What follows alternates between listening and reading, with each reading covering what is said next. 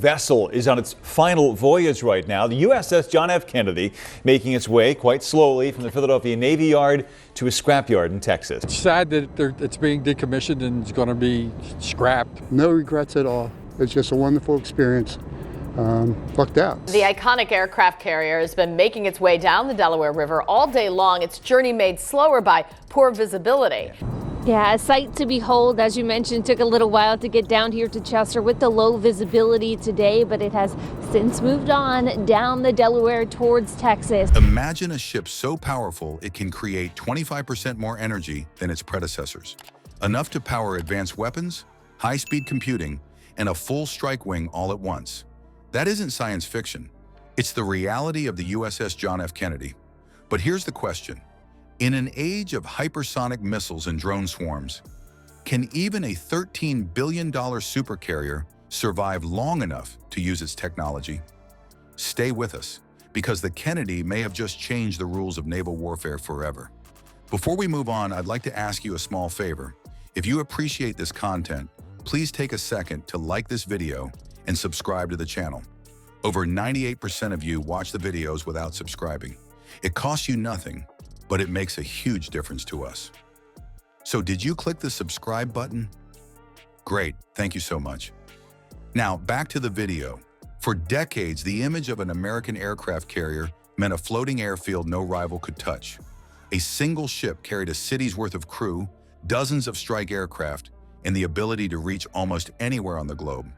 Whenever an international crisis erupted, the sight of one of these nuclear-powered giants moving into position was enough to change the behavior of nations. They were not only weapons platforms, but also political signals. Reminders that the United States had the means to impose its will far from home.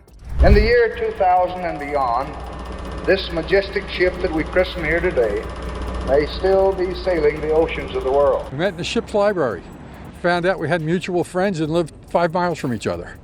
And we've been friends for 52 years. Yeah. Every ship that's been to sea in battles and stuff like that, you have to have a certain amount of respect for it. So, yeah, I'm here to show respect and just to see it. It is to be noted that there will be a new ship named the USS John F. Kennedy, or after JFK, after this one is dismantled. Like a memory floating downriver, the USS JFK represents a moment in time.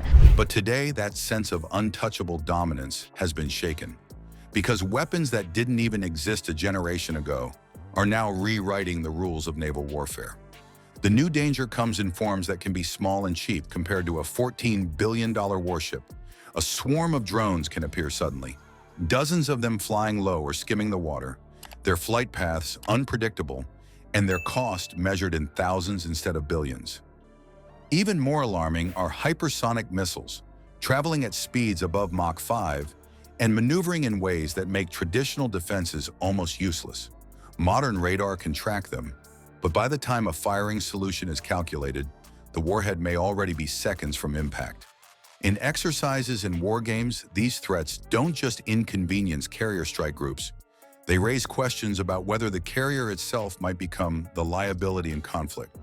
Older carriers, like the Nimitz class, reflect designs from the late Cold War. These ships relied on steam catapults to launch planes, a system that required complex piping and massive generators, but also limited the number of launches in a given window of time. In their heyday, steam catapults made sense, as aircraft were heavier and combat was slower paced. But in an environment where response times can be measured in seconds rather than minutes, waiting for a catapult cycle can be the difference between intercepting incoming fire and losing the fight. Even the ability to sustain high sortie rates, the constant launch and recovery of aircraft, has become increasingly vital, and old systems show their age when compared to the expectations of modern combat. Meanwhile, adversaries have learned to sidestep America's strengths. Instead of spending hundreds of billions to build equivalent fleets, they focused on asymmetric options designed specifically to exploit weaknesses. A cheap loitering munition, guided by GPS and cameras, can be produced en masse and launched in waves. Weapons like these might not sink a ship outright, but they can cripple radar arrays, damage runways, or ignite massive fires. The strategy is simple: force the carrier to protect itself while larger formations of aircraft or missiles move in for the kill. This tactic is not theoretical.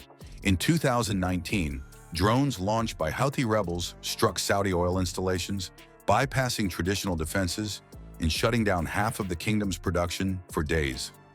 Around the same time, Russian and Chinese tests of hypersonic weapons grabbed attention in Washington and Tokyo alike.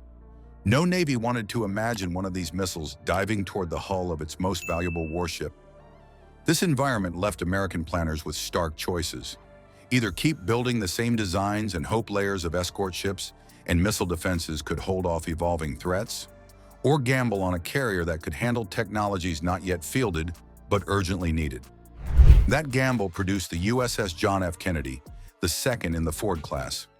At its core are two new-generation nuclear reactors capable of producing roughly 1/4 more energy than those on the Nimitz predecessors. That extra margin isn't merely about keeping the lights on or powering the screws. It's the enabler for entirely new categories of naval warfare. Directed energy weapons, railguns, electromagnetic launch systems, each of them demands levels of electrical power old carriers could never generate.